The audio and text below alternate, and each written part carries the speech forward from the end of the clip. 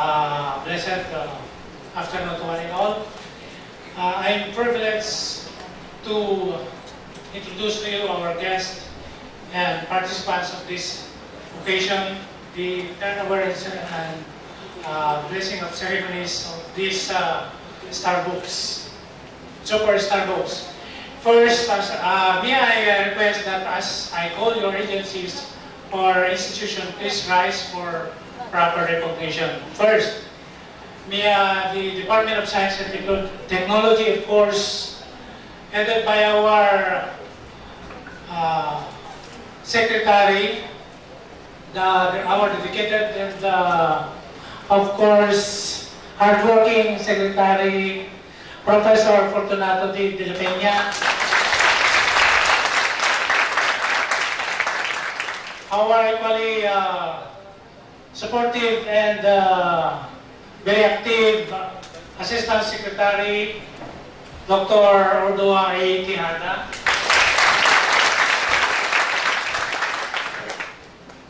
The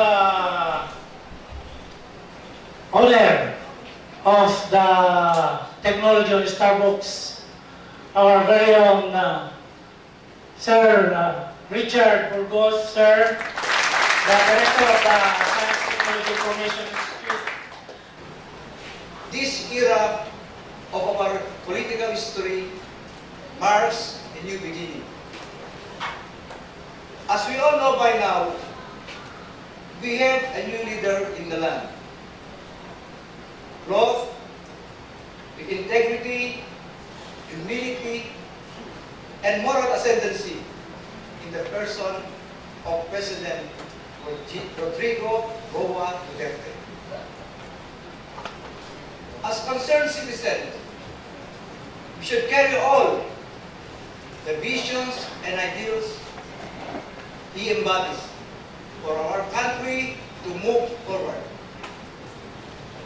As elected officials and leaders, we should take it upon ourselves to carry all or to support the programs and projects of the government by heart, setting aside personal and self-interest will undoubtedly contribute to national development. Fellow leaders, on behalf of the local government unit of Echague, I welcome you all to the launching and turnover ceremonies of Super Starbooks. Good afternoon. Thank you very much. So, binabati ko po lahat yung ating bisita dahil hapon na po, kailangan maiksin-maiksin na lang po itong aming welcome address. Palakpakan na lang po natin mga sila po. Maraming salamat po sa ating mga bisita, nakakarapan, dahil sa inyo, nandito po tayong lahat. On behalf of the provincial government po ng Isabela, welcome po kayong lahat. Sana itong Super Science and Technology Academic and Research-based openly operated kiosk stations o tawag natin dito ay Super Starbooks ay magsisilbing. Super Starbooks ay magsisilbing. So kung natin lahat sa Pena, kailangan natin sa tawagin sa salamat sa DOST. Maraming salamat. Pagkatapos mabasa natin yung laman ng Starbooks, punta tayo sa Starbucks. Nagkakaroon tayo sa Starbucks. Pagkatapos mabasa natin lahat yung Starbooks na yan. Salamat and welcome po kayo. Thank you. Taos-puso po ang pasasalamat ng mga taga-region to sir sa inyong pagkaloob, bagamat masama po ang panahon na nandito po kayo. Palakpakan po natin si Secretary. Yung amin pong message ngayon ay konting-konti lang rin po. It has been our goal to promote and bring SNT, or Science and Technology, closer to the countryside. And one way of helping our people is by bringing to them reliable SNT information through science and technology, academic, and research-based, openly operated kiosk station, or Starbooks po, in Region 2. This innovation is also called Library in a Box, that allows not only students, but the general public as well, to widen their knowledge in the field of science and technology. Starbooks contains numerous livelihood videos dubbed as DOST-STII or DOST-STII, which can be viewed by parents, allowing them to become entrepreneurs in their own way. Videos on basic and advanced learning and newly added information on disaster, risk reduction, and climate change adaptation are also found in the Starbooks. Kaya po tinawagan natin siyang Super Starbooks because may DRR and CCA components na rin. Also, various references such as journals, investigatory projects, and publications are all part of what we now call the Super Starbooks. With all of these informations contained in the Starbooks, we give power information to the people in Region 2. Thus, a famous saying, and I quote, knowledge is power. We should take advantage of what technology can offer to us and use it wisely. Today, we are happy to note that we have already installed 19 Starbooks in the region this year, and forthcoming po yung aming partnership with DepEd to install all the Starbooks in the elementary and secondary schools in the region. With this additional Starbooks today, we're coming closer to our goal of empowering people at the grassroots level through SMT. We are more than happy that we can help your institution in whatever way we can in bringing closer to you our SMT innovations. Welcome, magandang hapon po sa ating lahat at mabuhay po kayo. Ladies and gentlemen, it is my distinct honor and privilege to introduce our guest of honor in today's launching and turnover ceremonies of Starbooks, a very important activity to enhance the capability of our students and academic community. A man who has built great efforts in dedicating his career in public service and has engaged the science department as beacons of development along science and technology are the words that aptly describes our most esteemed guest of honor. Ladies and gentlemen, please join me in welcoming the very inspiring, very hardworking, and dedicated public servant, our guest speaker, DOST Secretary, Professor Fortunato de la Pena.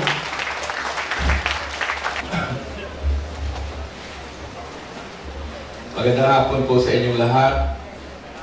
Magandang hapon sa lahat ng aming kasama sa stage. Siguro ang babatiin ko na lang ang SA President Mamawag at saka ang ating mga representative ni Governor, si Mr. Halili, representative ni Mayor, si Vice Mayor Kaput, of course si Mr. Hernandez, aking mga kaibigan, si Commissioner, Vice President na pala, Medrano, and Wife Perlita, and of course the Vice President Aquino, all of you who came here and waited for this program to start. Sometimes we cannot really predict what will happen.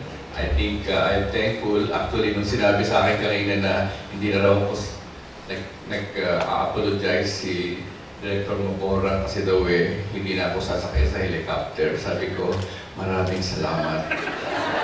Sabi ko sa kanya, alam mo bang hindi pa ako nakakasakay ng helicopter? Well, my last visit here was 4 years ago. Ganito din, ginabi din kami, no? And actually that was to inaugurate the mechanical cluster. And I can see that, of course, there is a lot of progress taking place in this city na po ba, Echague, in this municipality. Today, I am happy to note that there are many significant achievements of DOST Region 2, and today we are marking other milestones like the launching or the turnover of the Super Starbooks. Somebody text me today from Pena asking whether this is already the Super Starbooks. So I looked at my program, wala naman nakalagay na Super. So I said, hindi, Starbooks pa lang ito. Wala pa yung Super. But I understand it's already the upgraded version. So the DOST has been delivering services with respect to research and development, services particularly to the small and medium enterprises, of course in the field of science education, and the laboratory technical services that are available in our regional office, and also the so-called community empowerment programs through science and technology. So I was told by our colleagues there in Tuguegarao, ano, yung pinanggalingan natin. And they were telling me that they have to stay because they have to deliver these water filters to a community in Gonzaga, Cagayan. So these are the things that we do as a science and technology institution. And I just want to echo very briefly to you the so-called priority concerns of President Duterte. Actually, wala naman siya sinabing specific instructions for science and technology, but he keeps on repeating some of the sectors which he really wants to pay attention to, other than the drugs, the corruption, the crime problem. He always mentions agriculture, health, of course, industry and education. And I'm thankful because the Department of Science and Technology is organized in that manner. So we have a council for agriculture, we have a council for health, we have a council for industry, and we also have an organization devoted to science education. So what are his concerns? Basically, just like all of us, I think he takes note of the fact that the development in the country is not exactly balanced, geographically. So we see that some regions are very well developed, some regions are medium developed, some regions are still way behind. At least in this region too, I can see that there has been a lot of progress, and indeed, I'm sure region 2 is no longer in the lower bracket. But if you look at the statistics, and I keep repeating this, so yung mga media na nakarinig sa akin ay sawa-sawa na siguro, I keep repeating some of the reports that I have heard or seen coming from NEDA, for example, showing us the situation as far as per capita income is concerned in the various regions. So you can see the per capita income in the National Capital Region, in Calabarzon, in Central Luzon, really much higher than the rest of the country. And if you look at the per capita income of the least developed regions, you can easily see that just by looking at the bar graphs that they are probably only 1/4 or 1/5 of what you can see for the National Capital Region and for Calabarzon. So there's really a big shall we say, inequity in terms of per capita income, and it is a very, shall we say, important indicator. Likewise, if you take a look, or if you see the distribution of income in the country, in terms of how much the top 20% earners get and how much the lowest 20% bracket gets, you can see that the disparity is much wider. If you look at the total income that is being garnered by the top 20% earners, it is 50% of the total income. So, kalahati ng total income nakukuha ng 20% sa top. And how much does the lowest 20% get? It is less than 6%. So the top 20 getting 50 and the lowest 20 getting less than 6. That really is a very inequitable distribution of the fruits of development. And I think this is the reason why the President always says, let us work towards hastening development in the regions. Let us work towards giving good services to our citizens, particularly those who are more disadvantaged. And this is really the inspiration or the signal that we get, and in the Department of Science and Technology, we are going all out to really, shall we say, shift more resources to the regions, okay, whether it is for R&D, whether it is for services to the small and medium enterprises, or whether it is simply to help those who are in need, okay. And for R&D, at least I think we are not starting from zero, because here in Region 2, many universities, for example, are already doing R&D. Some of them are getting R&D resources already from DOST. But we should see a significant increase in research and development funds coming from DOST going into the institutions in the regions, because I have emphasized that our researches should be more region-based in terms of addressing the needs of the region and in terms of tapping the potentials of the region.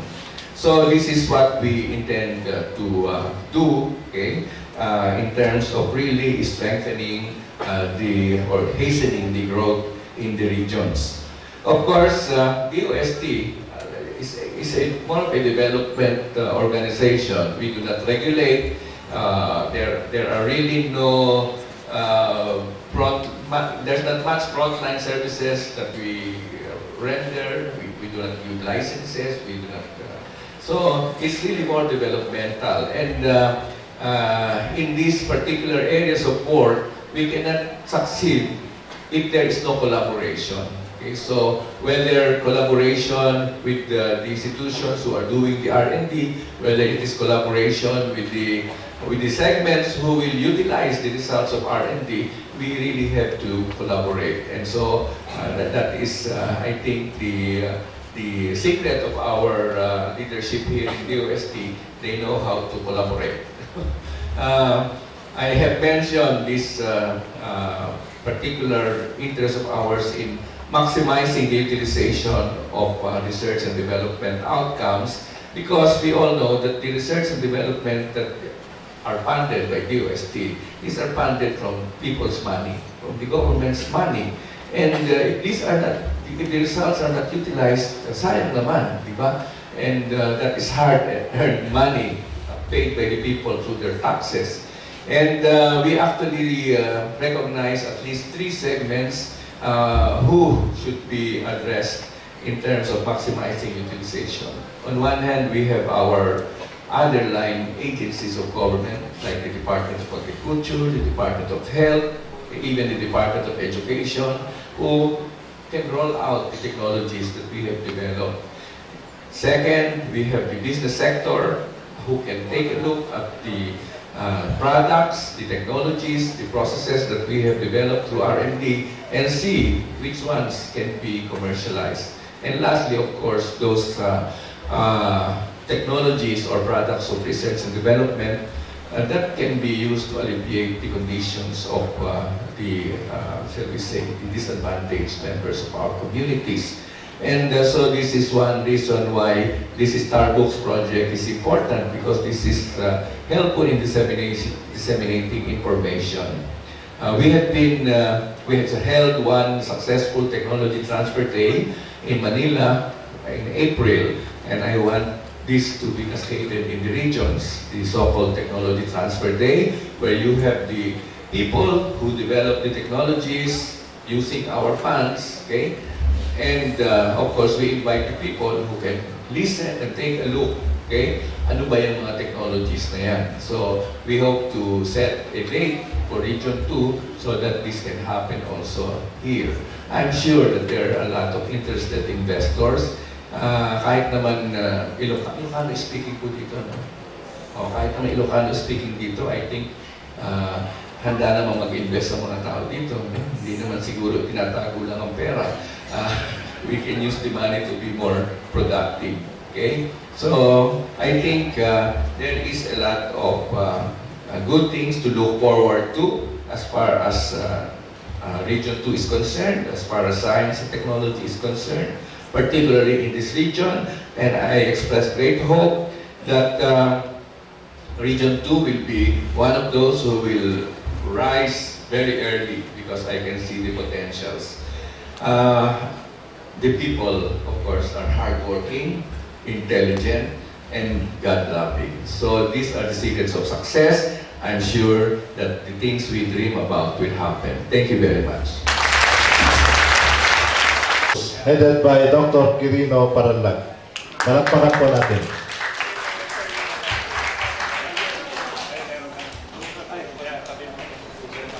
Okay, thank you. Next is Ilagan Campus, headed by Engineer Villamor Balino.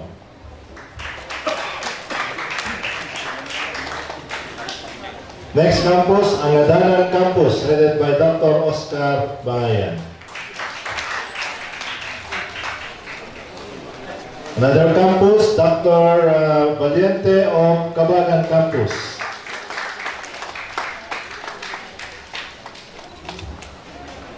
San Mateo Campus by Dr. Alial.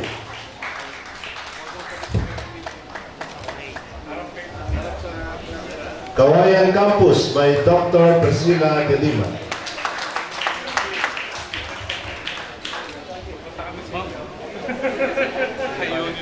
Jones Campus by Ma'am Betty de la Cruz.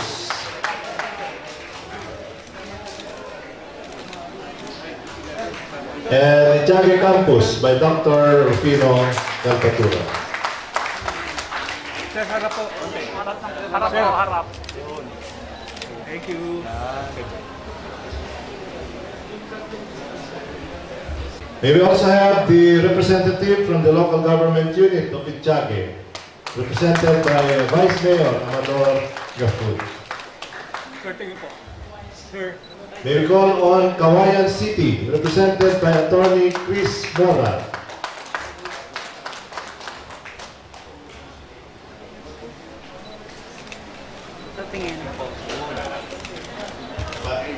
Palanan Campus.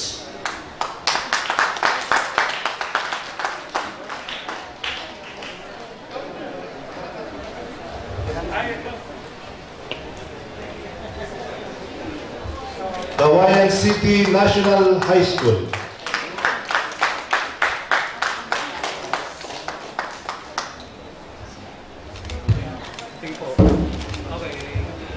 Pinamamahal naming kalihim ng agham at teknolohiya. Gagalang-galang Fortunato Pena, ang pamahalang bayan po ng Echague ay nagagalak pong ipaalam sa inyo na idinaklara po nila ang bayan ng Echague bilang Science and Ecological Municipality in the province of Isabela, and embracing science and technology as a means towards the alleviation of the lives of its marginalized people and the preservation of the environment. We shall present, the Mayor will present to you the final copy of the Executive Order, Honorable Secretary. Pagkita po ninyo bukas sa airport. Opo. Thank you very much po. And the local government unit of Echague would also like to, on behalf of its 64 barangays, to express our sincerest appreciation for, despite your busy schedule, you have allotted your precious time to visit our humble municipality. It is the pleasure of the people to inform you that we envision our municipality to become a science and ecological city of the North by 2022. One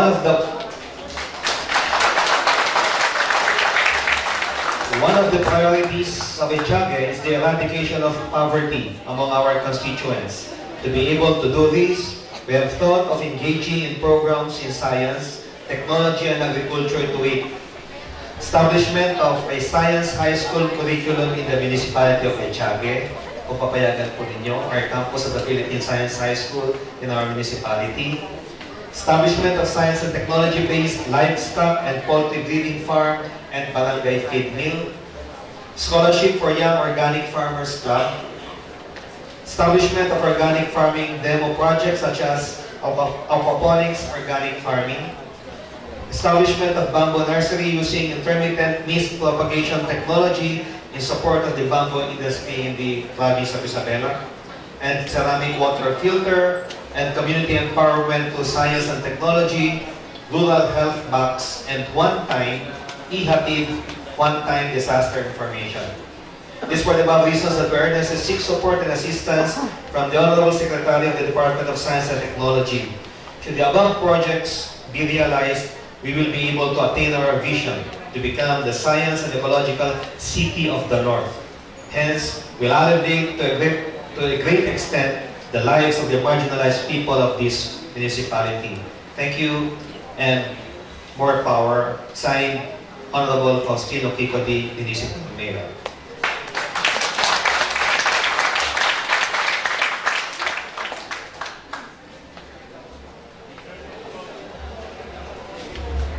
So, nadinig natin yung mga components ng resolution. Meron dito nakalistang 7. Of course, the target is 2022 pa. Pero yun naman sigurong 7 na yun hindi na tayo aabot na 2022. So, kailangan mag-agree. Magkaroon ng agreement ng DOST at Echague kung ano yung time frame dito na hindi naman ganun kahaba. No? So, we will have also an outline of the responsibilities of both parties so that we will be able to achieve this in a very short time. Thank you very much, Paul. And we're proposing a memorandum of understanding with the Honorable Secretary to be signed by both the Secretary and the Municipal Mayor at the Kawayan Airport when you meet. Pagbaba po niya sa Cebu Pacific at bago po kayo sumakay sa Cebu Pacific, Honorable Secretary, bukas po ng umaga. Sa ngalan po ng Local Government Unit ng Echague na sumasakop po ng Isabela State University Main Campus, nagpapasalamat po kami sa inyo. Thank you very much, Honorable Secretary. On the part of ISU, the Starbooks will greatly facilitate the dissemination of new technologies and search for new data to modernize the countryside through the cultivation of a scientific culture. I know that there's been these steps of our own, very own ASEC when he was still the regional director. Also, ISU has envisioned itself to become a research university, and this package of information will definitely ensure the realization of this vision as our students and the faculty will be motivated more to engage in research. So on behalf of all the recipients, we wish to thank again our DOST officials from the provincial, regional, and national levels for this very, very precious gift that we have received today. Sana tayo pong lahat gamitin natin upang paunlarin ang ating buhay, ang ating mga institusyon, ang ating bansa, at ang ating bayan. Para hindi po tayo mahuli at matawag na laggard in Asia in terms of S&T. And rest assured that we will continue. The Isabela State University will continue to be a good channel of balanced development using your new Starbooks. And finally, thank you for the good news, Sir De La Pena, for telling us that there's going to be a shift in resources from the cities to the countryside. Definitely, it will help us to plan for more projects for the development of our service area in Isabela and of course in the region. So once again, may we invite everyone to give a very warm applause to our guests, especially our secretary. Magandang hapon.